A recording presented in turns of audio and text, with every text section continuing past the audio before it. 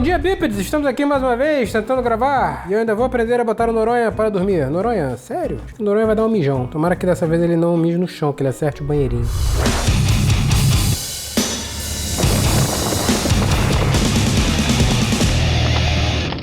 Bom dia, boa tarde, boa noite, excelentíssimo Sr. K. Venho rapidamente agradecer a dica de leitura do livro Duna, de nada. Foi o melhor livro que li esse ano, gostei muito das lições que ele traz sobre diversos temas abordados, como ecologia e povos nativos. Espero que o filme, que está para ser lançado por causa do Covid, possa ser no final do ano ou em 2022, então vai ser por agora, só pra você saber. Seja uma boa adaptação, então estamos todos torcendo. PS, achei uma injustiça não terem chamado para comentar o trailer do filme. Assinado Lucas. Querido, deixa eu te explicar. Primeiro, que bom que você gostou da indicação. Venho falando sobre esse livro tem uns 18 anos, que eu tenha conseguido trazer vocês jovens para ler um livro que ainda consegue ser anterior a mim, e poucas coisas são hoje em dia, porque eu tô velho pra caralho. É verdade. Tão antigo e tão bom, que se mantém relevante até hoje. E quanto ao trailer, cara, Caquinho conhece muito mais do que eu, ele conhece todos os detalhezinhos sórdidos, sujos e bacanas e batutas. Eu só me lembro da história, eu perco vários detalhes pelo caminho, entendeu? Segura essa expectativa, gente. It's too late for me, son.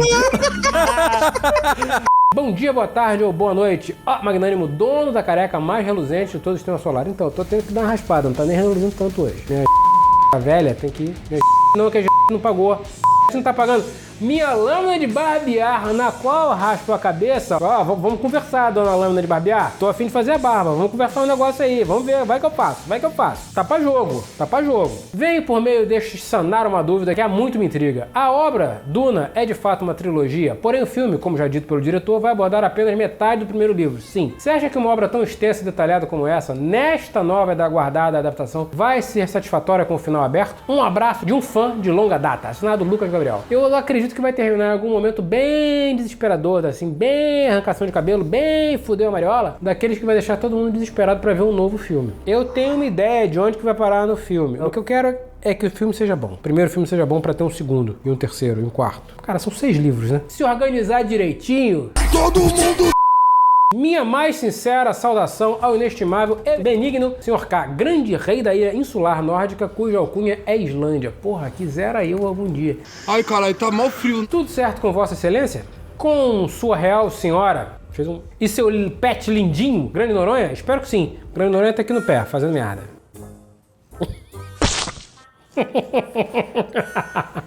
Eu acho que esse foi o último vídeo que você pôde fazer, porque ele não deu, cara. Não tem problema. Então, tá limpa, velho. Sobre Duna, que livro espetacular. É simplesmente incrível e admirável como esse livro, escrito tantas décadas atrás, não se tornou obsoleto e muito menos esquecido. A ecologia, política, diplomacia, juntamente com uma boa dose de ficção científica e guerras espaciais, dão a esse livro um tom perfeito para uma adaptação cinematográfica. Com certeza vai marcar história e fará jus a tal obra literária que, convenhamos, não foi adaptada à altura no primeiro filme dirigido por David Lynch em 1984. Aquele filme é bom, mas é uma merda. Gosto, mas é ruim. Villeneuve tem um material lindo ao seu dispor e a sensibilidade necessária para tirar o melhor de Duna, juntamente com um elenco maravilhoso que com certeza vai agradar até os fãs mais antigos da história. Quanto aos trailers, simplesmente lindos, fotografia impecável, trilha sonora deslumbrante, Hans Zimmer nunca decepciona. Imagino que já ficou claro o quão hypado estou. Minhas expectativas estão altíssimas. Tenho fé que não serei decepcionado. Segura essa expectativa, gente. Minhas dúvidas são, o filme, com lançamento previsto para 21 de outubro, irá adaptar até qual parte da história? Parece que até metade do primeiro livro. Tem muita merda ainda pra acontecer, vocês não tem ideia. O livro será dividido em 2 partes e adaptado em 2 filmes? Aparentemente sim, se o primeiro filme for bem, vai rolar o segundo, se não for, não vai ter. Os outros livros dessa série, como o Messias de Dunas ou Filhos de Duna e etc., também serão adaptados eventualmente? Então, vai depender muito do primeiro filme ir bem, do segundo filme ir bem, aí, né, rola um terceiro, você entendeu como é que funciona. Para finalizar, gostaria de mandar um grande abraço para você, para a Ruiva e todos os participantes da empresa Jovem Nerd. Ruiva, mandou beijo. Atenciosamente, um singelo aprendiz do mestre Sr. K. OBS, um nerdcast sobre o filme seria incrível, hein? Já imaginou? Vamos torcer que o primeiro filme seja tudo isso que a gente tá esperando, né? Que aí vem o segundo, que aí vem o terceiro. Quem sabe, se nós dermos muita sorte, se a coisa for muito bem, nós não venhamos a ver o grande lesmão psiônico from Hell em O Imperador Deus de Duna. Pois é, lesmão psicodélico from Hell, muito doido. É muito doido, você não tem ideia. Psiônico e psicodélico também, você não tem ideia. Queria falar um negócio pra vocês. Voltor, que conhece muito mais do que eu, teve uma entrevista nesse sentido. Olha só, I'm Carlos from Jovem Nerd from Brazil. Cool. Good morning. Good morning. Good afternoon there. Hola. Look at the background. We gotta get some Dune stuff in the background. We gotta get some Dune. Oh yeah, we got Spider-Man. I see Spider-Man. Hey. Spider-Man. I like that. May I say I love the movie? Yes, you can say that. Unfortunately, I cannot say that. It has to come. The other people can say what they want. I'm a huge fan from the books. I read them as a 14 years old. And I always saw everybody saying that Dune cannot be done, that it's too difficult to adapt. Now seeing the movie, I may say I saw Dune. I see the essence of the book. What you said about the fact that you recognize elements of the book, that you felt that there's something faithful to the book, that you feel the love for the book, that for me is the best compliment I can get. The opportunity to work with Denis, this amazing cast of characters, to work on source material that, like yourself and for Denis, was so formative for a lot of people. That's a dream come true. It's a certain pressure to get it right, you know? You guys just nailed it. It was amazing. Yes. It was amazing. Frank Herbert, he envisioned the world of Dune in the 60s and extrapolated his political view of what might be this dystopian future. Now, more than 50 years later, do you both think we are getting further apart or closer to that vision? What do you think? Yeah. Look around. Yeah, we're not living in good times. This is not good times. I never thought that in my lifetime I would see things this bad. I think, unfortunately, we haven't changed much. We are creating the same vicious cycle of greed, lack of compassion, abuse, and destruction. We survive because of the empathy of many others and the sacrifice that they do. I don't know, that's very pessimistic. That's as beautifully put as you put it. No, Seriously. I don't know, but Seriously. what I mean is, that's why it's relevant to make this movie that it was written in the 60s today, starting with the environmental aspect of it all. I think that is also what makes this role so wonderfully difficult and layered. I feel like this movie resonates exactly the way it should, and his inspiration in the 60s is definitely, we're going through it. There was as much divisiveness then as there is now, if not more now. And I think that's what's so great about movies, is you're able to take a step back and look at yourselves and hopefully get into solutions. Okay, this is a metaphor of us. Maybe we should actually be active in doing something differently. Do you see that now we're living the moment that now we can achieve real change in the world? Absolutely. There's often this feeling of doom, right? Like this inherited, we came into this world, we didn't create it, we're stuck with all these issues, and it can always almost feel like suffocating and that there is no hope. But I think what I do appreciate often is so many of my peers going out there, doing the work and being the change that they want to create. Almost that fear, right, to then drive them to be the forces of change. And hope seems to be few and far between in so many ways. So anytime that we can hold on to that, or the idea that there is something to fight for, when I see my peers just working and doing beautiful work in the world, and they kind of inspire me to want to do more myself. So, that's not to ignore the fact that it's hard, and it does feel not so great all the time. It doesn't feel as optimistic. Or quick enough. Oscar, a tough question. How was for you to shave that magnificent beard? I cried. No, it actually. You have a beard. I had a beard in the movie, actually. Yeah. It's a pretty world-renowned beard, I gotta say.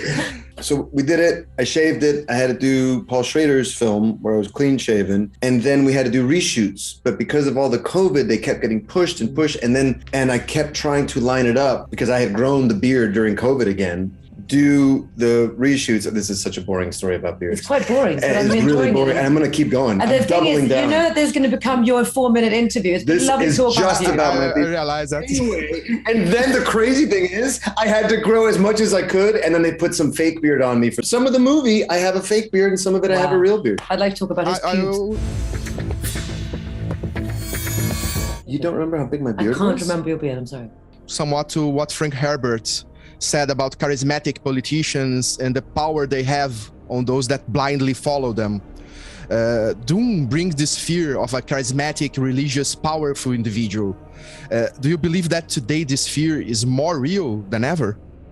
It's always been there. I mean, Hitler, Mussolini, they were charismatic leaders, and when people ask for strong leaders, you should really be wary and careful, because strong leaders, if strength is what you're looking for, then you're looking for the wrong thing. Right. What you should look for is compassion, humanity, and tolerance in a leader. Agreed. It's easy to be sucked into a culture. It's easy to be sucked into a dogma. It's easy to be sucked into religion because it doesn't have to do with individuality. And I think what Paul goes through is this like adolescence into maturity, being an individual, which is tough, which is always tough, because you'll be judged, you'll be challenged.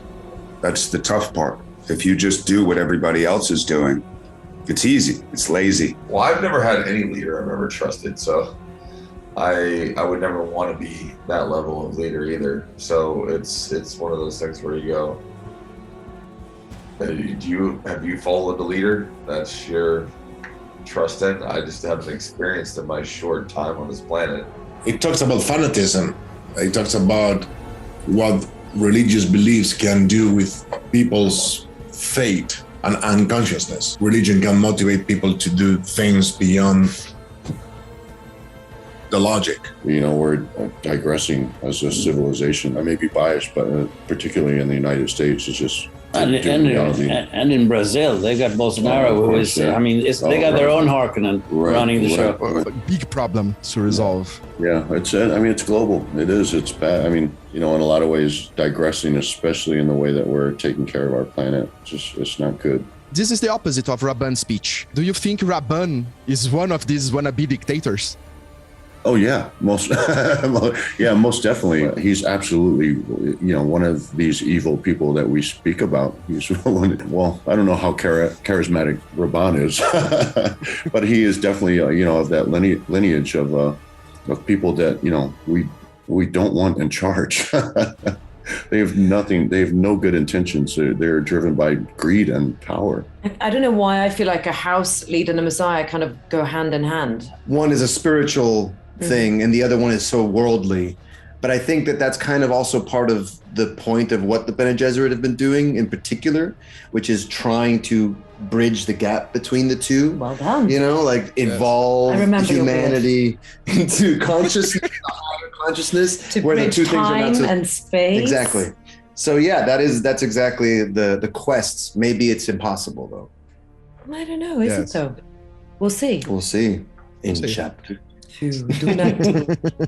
Another way. I think one of the most difficult parts to adapt from the books is the thoughts, the narrative inside everyone's head. In the movie, you translate that in a few exposition scenes and in the acting. How difficult was to do that? That for me, it was not the difficult part. It was more the to make sure that the hardcore fans of the book will still feel the inner conflict of the characters or strategies, not using voiceover, and that the people don't know the book will still feel welcome and embark into the journey. It was a decision I made right from the start that we will not go with voiceovers and I will rely on acting. That's the fun. I mean, that's for me, that was the fun part, you know, that to try to bring the actors and to try to create meaning without saying words. It's cinema. And Hans, I had the best discussion about the book. We're with Hans Zimmer and what we wanted to put up front and what the music could bring to the movie. And this idea that the power of music to inform us of the inner thoughts and the inner feelings and of the character, that was a very powerful tool for me. And the sets that were so dark and ominous, it almost, when you walked onto set, you almost just felt a sense of, you know, that you were already there. It was very easy to be immersed into this because it felt ominous and dangerous and evil. You know, it was very, very easy. And then with Denis directing you, it couldn't have been more easy. This is a performer's dream, I think. No outro trailer, ele aparece em outro lugar, sem capacete, falando "Hey, my boy!" E aí agora ele tá de novo falando "My boy!" Eu acho que ele fala my boy o tempo inteiro. É a catchphrase do Momoa, cara. You call Timothy my boy multiple times in the movie. I generally don't use things from my own personal life, but I say that to my son Wolf all the time, and so I wanted to. I feel like when I wanted to have these moments where I go like this, that's to my son. You know, he does Collie, and so we put Collie in the movie, and that's symbols to him to honor my own child. So I mean, it's an amazing book that I'm excited for my son to read in a couple of years. It's a book that I love since 40 years. It's one of my favorite book, if not my favorite. So it's something that stay close to me all these years. I didn't want to fuck it up. I wanted to take care of the book, and so when someone like you who love the book as I do say things like that, it's big comfort for me. Thank you.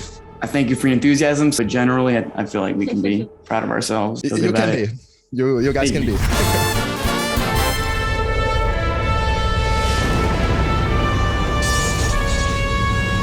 Vamos lá?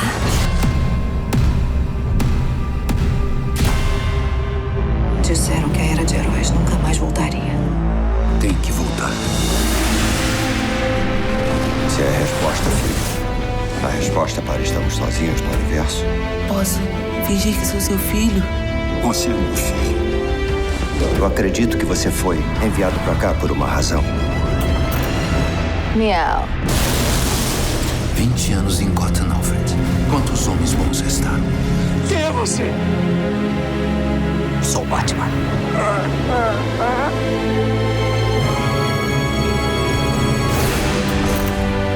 Pode ser que nem você um dia? Pode ser o que você quiser ser.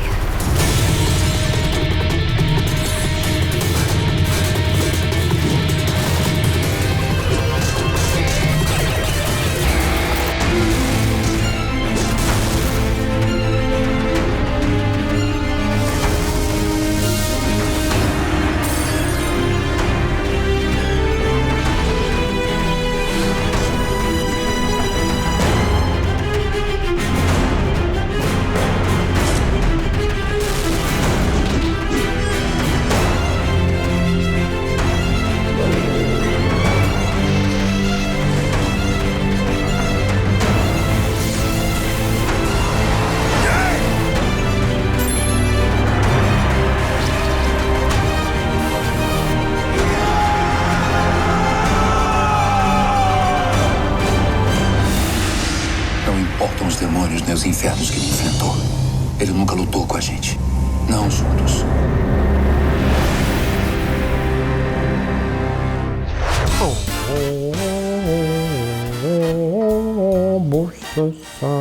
Você tá disposto mesmo hoje, hein, filho? Correr lá embaixo, andar 1,6 km, nada é a mesma coisa, né? Começar a andar 2,5 contigo.